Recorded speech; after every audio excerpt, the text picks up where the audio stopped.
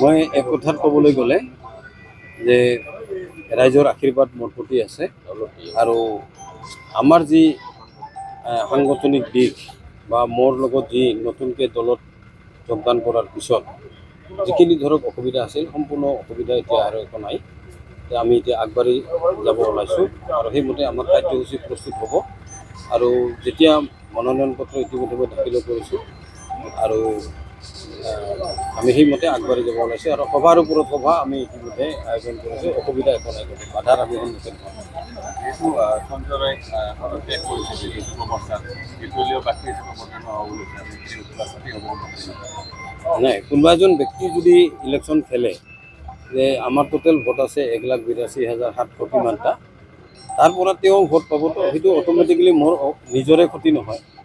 যে বাকী যিমান কেণ্ডিডেট উঠিব তেওঁলোকৰ ফালৰ পৰা সকলোৰে ক্ষতি হ'ব।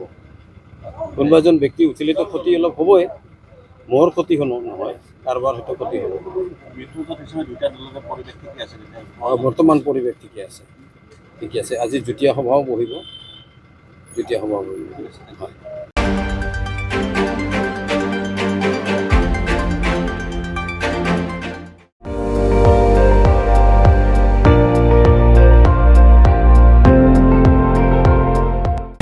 আপুনি চাই আছে ND24, সৰ্বশ্ৰেষ্ঠ নহয় সৰ্বোত্তমৰ দৌৰত।